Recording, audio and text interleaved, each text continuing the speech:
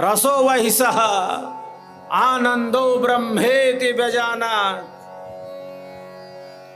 इसीलिए हम सब सुख चाहते हैं, हम शांति चाहते हैं, क्योंकि हम सबके जीवन का आधार, सबके जीवन का आधार परमात्मा शांति स्वरूप है, परमात्मा आनंद स्वरूप है। दुखियों का दुख कम हो,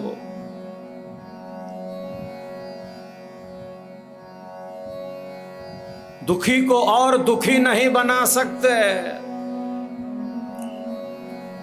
दुखी को और दुखी नहीं बना सकते, पीड़ित को और पीड़ा नहीं पहुंचा सकते, न मन से, न वचन से, न कर्म से।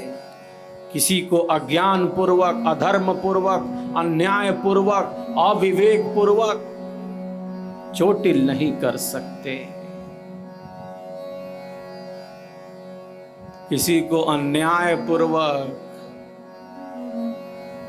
अधर्म पूर्वक, अज्ञान पूर्वक पीड़ा नहीं पहुंचा सकते।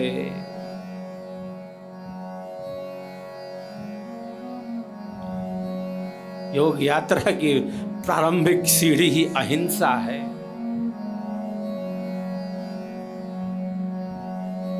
अहिंसा प्रतिष्ठायाम तत्सन्निधौ वैरत्यागः। अहिंसा में जब एक साधक प्रतिष्ठित होने लगता है, मन वचन कर्म से अहिंसक हो जाता है, तो वैर का, द्वेष भाव का, ईर्ष्या भाव का सर्वथा त्याग कर देता है।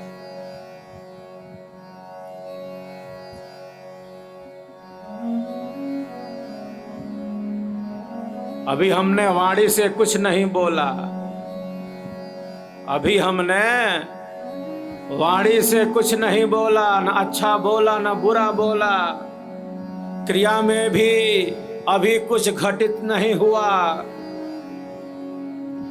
किसी प्रकार का व्यवहार भी घटित नहीं हुआ, लेकिन हमारे मन में संकल्प चल रहा है, हमारे मन में विचार चल रहे हैं।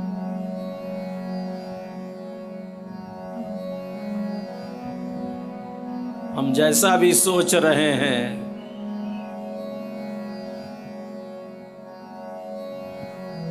हम जैसा भी सोच रहे हैं, जैसा हमारा मन मनन कर रहा है, हम बढ़िया सोचे, हम खराब सोचे। कर्म करने में तो जैसे स्वतंत्रता का अधिकार है, फल भोगने में नहीं, फल भोगने में परतंत्र हैं। हम जैसा सोचे, हम अच्छा सोचे, हम धर्म युक्त सोचे, हम अधर्म युक्त सोचे, हमारा मन मनन करे, बुद्धि विवेचन करे। भले अभी वाणी से कुछ न बोला हो, भले अभी वाणी से कुछ न बोला हो, किसी प्रकार के क्रिया में भी संयुक्त न हुआ हो, लेकिन मन का ही संकल्प, केवल मानसिक संकल्प ही एक प्रकार के कर्म को, एक प्रकार के फल को उपस्थित कर दे रहा है। जैसा चिंतन है, जैसा विचार है,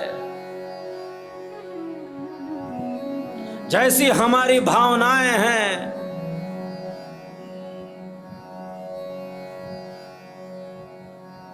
बस हम जैसे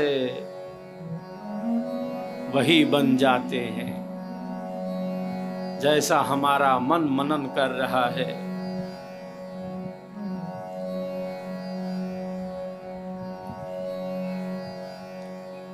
जैसी हमारी बुद्धि विवेचन कर रही है।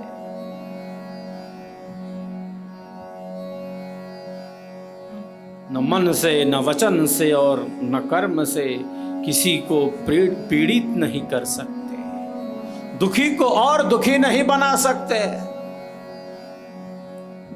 दूसरों का दुख कैसे कम हो, दूसरों की पीड़ा को कैसे हम कम कर सकें, दूसरों की पीड़ा को हम कैसे कम कर सकें, ऐसा चिंतन करने वाला, सबके कल्याण का, सबके सुख और शांति का ही चिंतन करने वाला प्रार्थना करने वाला जो योगी है, ऐसा विहंगम योगी ही देश समाज राष्ट्र के लिए उपयोगी है, सबके लिए उपयोगी। सुख शांति सबको मिले, सुख शांति सबको मिले, यह उपदेश हमार। सारा विश्व हमार है, सारा विश्व हमार है, हम हैं सब संसार, हम हैं सब संसार।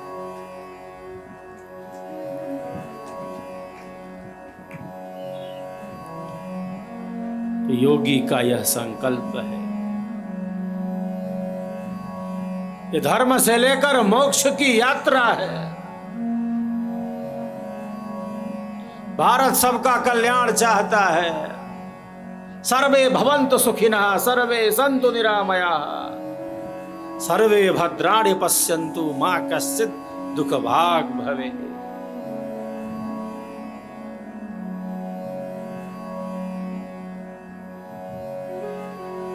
हम सबके कल्याण की ही कामना करते हैं।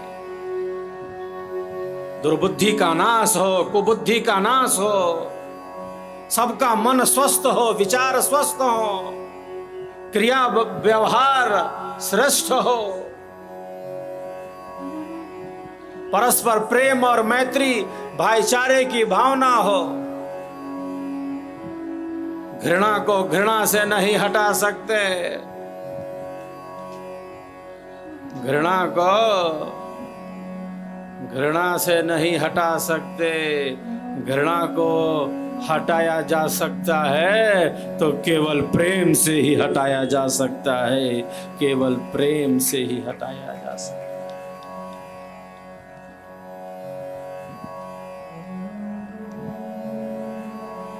अंतरात्मा में, अंतरात्मा में प्रेम रस की धारा,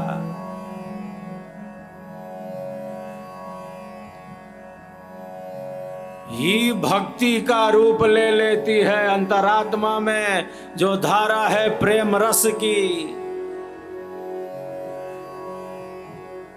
प्रेम का स्थान अहंकार ना ले ले।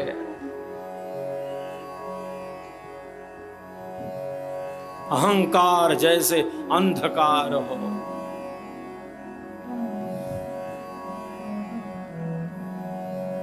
जहां अंधकार है वहां केवल अंधकार नहीं है, वहां भय है, वहां भ्रांति है, वहां संशय है, वहां झूठ है, वहां असत्य है।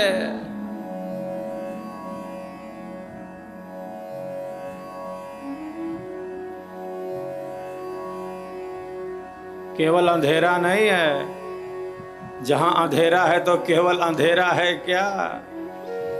वहां भय है, वहां भ्रांतियां हैं, वहां संशय है, वहां झूठ है, वहां असत्य है। अहंकार है तो केवल अहंकार है क्या?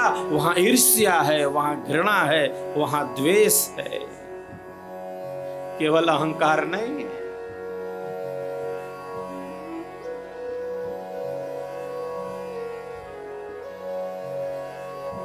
अहंकार जीवन के पतन का कारण है। निराभिमानी सरल स्नेह युक्त जीवन ही अध्यात्म के ऊंचे पथ पर ले जाता है।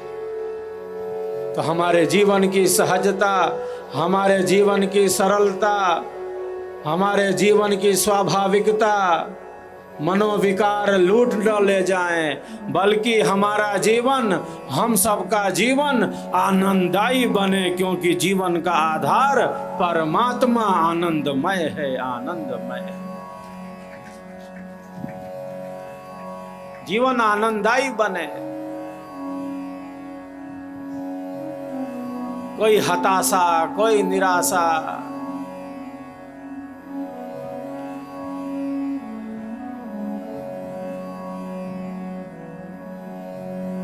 कोई कुंठा, कोई अवसाद हमारे जीवन को घेर न ले। बहुत बार जब हमारी भौतिक इच्छाएं पूर्ण नहीं होती हैं तो हम हताशा निराशा का भी अनुभव करते हैं। एक भक्त है आर्त, एक है जिज्ञासु, एक है अर्थार्थी और एक भक्त है जिसे ज्ञानी भक्त कहा गया।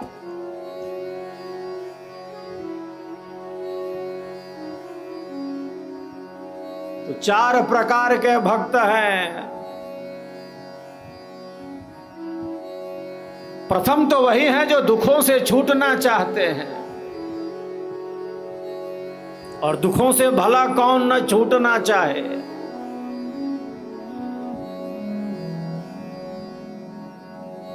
दुखों के अनेकों प्रकार हैं, सबके मन में कामनाएं हैं, सबके मन में इच्छाएं हैं, सबकी अपनी एक भावनाएं हैं।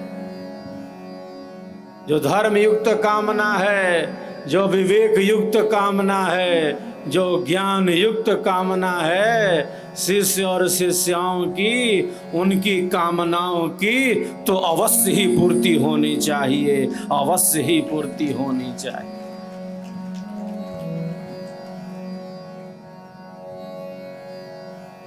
जो धर्मयुक्त कामनाएं हैं, जो घर परिवार के लिए उपयोगी कामनाएं हैं, जो ज्ञान युक्त इच्छाएं हैं हमारी, उन इच्छाओं की पूर्ति अवश्य होनी चाहिए। और सद्गुरु कृपा के आधार से इन भौतिक कामनाओं की, इन इच्छाओं की, इन संकल्पों की पूर्ति अवश्य ही होती है, अवश्य ही होती है। लेकिन अध्यात्म का क्षेत्र बहुत निराला है। अध्यात्म का क्षेत्र बहुत निराला है। ये केवल भौतिक कामनाओं की पूर्ति तक सीमित नहीं है। कामना पूर्ति हो जाए तो बहुत अच्छी बात है, इच्छाओं की, संकल्पों की पूर्ति हो जाए तो अच्छी बात है, होनी चाहिए। अगर इच्छा और कामना की पूर्ति नहीं होती है तो मैं तो कहता हूं कि और भी अच्छी बात है, और भी अच्छी बात है।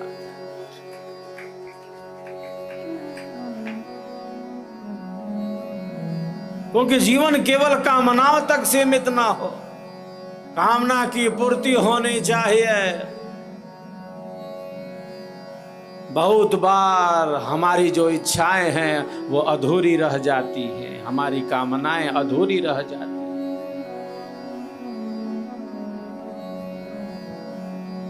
तब साधक हताशा निराशा में न जाए, जीवन हतोत्साही न बने, जीवन आनंददायी बने। वह ईश्वर के पथ पर, प्रभु भक्ति के पथ पर बड़ी तेजी से आगे बढ़ जाए, बड़ी तेजी से आगे बढ़ जाए। संसार में तो सुख है, दुख है, परिवर्तन है। यहाँ कोई वस्तु स्थिर रहने वाली नहीं है। सब कुछ बदलता जा रहा है, हर क्षण हर पल बदलता जा रहा है।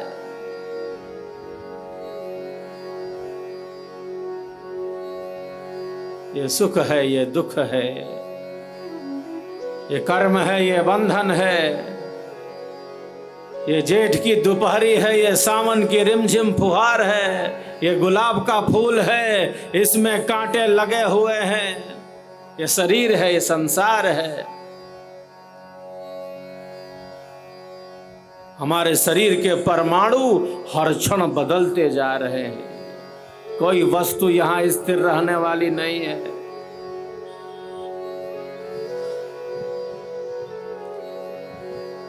सब कुछ बदलता जा रहा है। मित्र प्यारे सोच देखो, विश्व में क्या नित्य है, दृश्य जो विचित्र भासे वह सभी अनित्य है। जो आज देखो कल नहीं, जो कल रहा सो अब नहीं, प्रकृति का यह खेल है, क्षण क्षण बदलता सब सही, क्षण क्षण बदलता सब सही। जीवन हतोत्साही न बने, कोई हताशा, निराशा, कुंठा, अवसाद हमें घेर न ले। जीवन आनंद के पथ पर गतिमान रहे, जीवन प्रकाश के पथ पर गतिमान रहे, जीवन परमात्मा के पथ पर, प्रभु भक्ति के पथ पर गतिमान रहे। जीवन सेवा, सत्संग और साधना के पथ पर गतिमान रहे।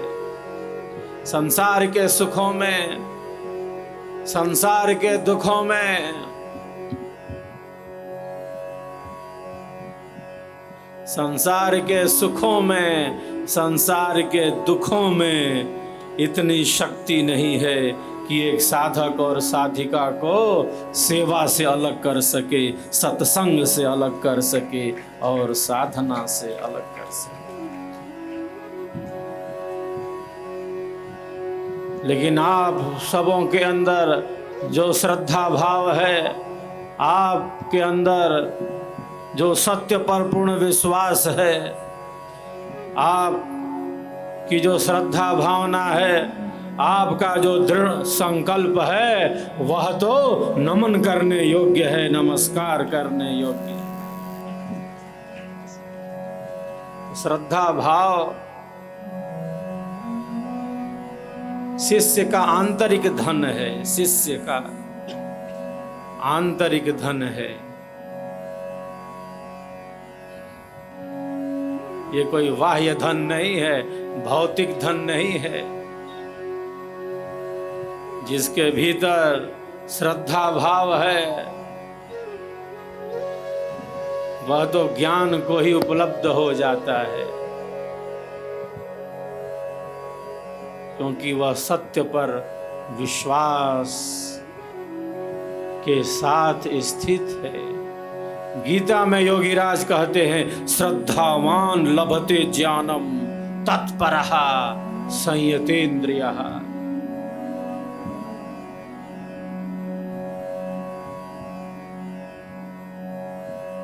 जिसके भीतर कोई संशय नहीं है, जिसके भीतर कोई भ्रम नहीं है, जिसके भीतर श्रद्धा की भावना है, उस शिष्य और शिष्या का कल्याण तो बिल्कुल निश्चित है, कल्याण जैसे निश्चित। श्रद्धा भाव आंतरिक धन है। सत्य पर विश्वास कर लिया तो कर लिया, महापुरुषों की वाणियों पर विश्वास कर लिया तो कर लिया, स्वरवेद के स्वरों पर विश्वास कर लिया तो कर लिया, परमात्मा के प्रकाश में बढ़ने की आत्म चेतना विकसित कर ली तो कर ली। अब पीछे नहीं जा सकते, अब दूर नहीं जा सकते, अब तो संकल्पों को दृढ़ बना लिया। यही श्रद्धा भाव है।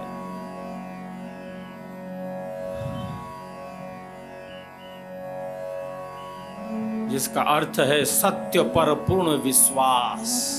विश्वासो फलदायकः। साहेब की दिव्य वाणियों का एक भजन का हम सब आनंद लाभ लेते हैं। कछु लेना न देना, कछु लेना न देना, मगन रहना, कछु लेना न देना, मगन रहना, कछु लेना न देना, कछु लेना न देना, कछु लेना न देना, मगन रहना, कछु लेना न देना, मगन रहना, कछु लेना न देना, मगन रहना, कछु